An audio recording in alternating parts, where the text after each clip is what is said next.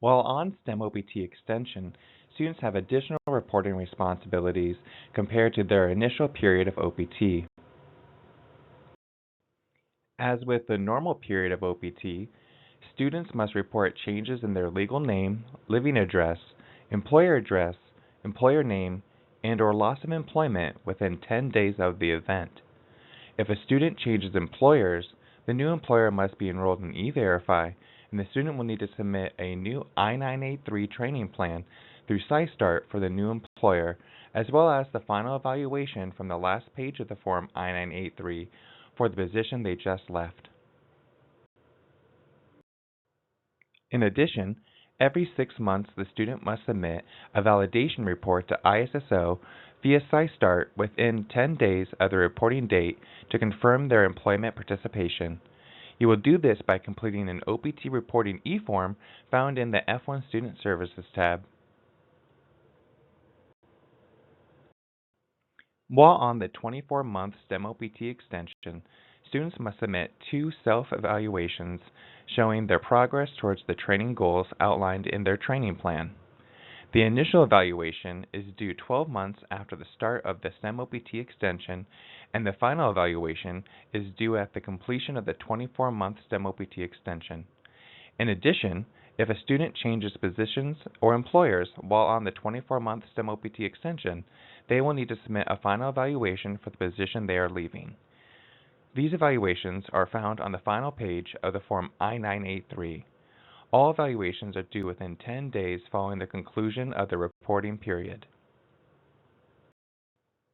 It is required that students and their employers submit an updated I-983 training plan if any changes are made to the work arrangement.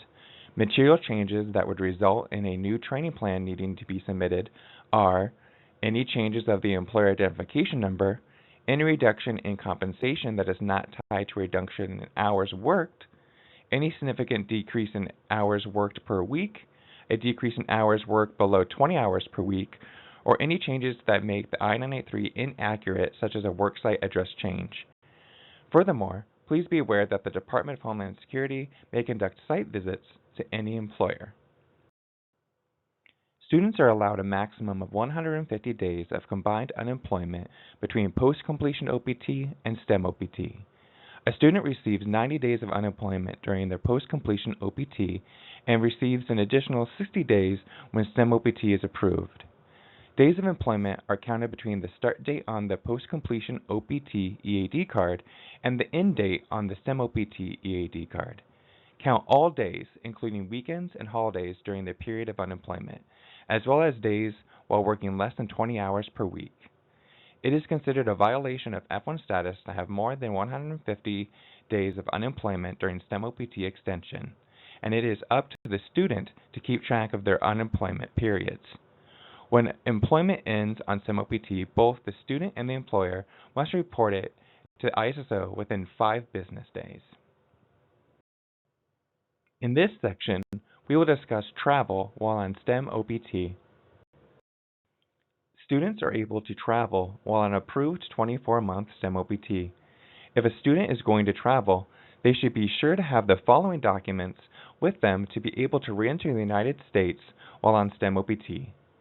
An updated STEM OPT I-20 with the current employer listed on page 2 and a travel signature that has been signed within the past 6 months, a passport with at least 6 months of validity, a valid F1 visa, the STEM OPT EAD card, and it is recommended to have a letter of employment stating that the student will be returning to work once they have re-entered the United States.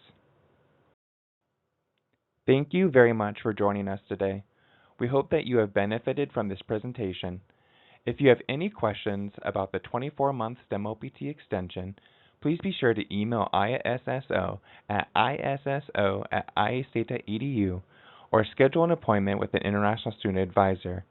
You may also call or walk in during quick advising every Monday through Friday from 1 p.m. to 3 p.m. if you have a quick question that is 5 minutes or less.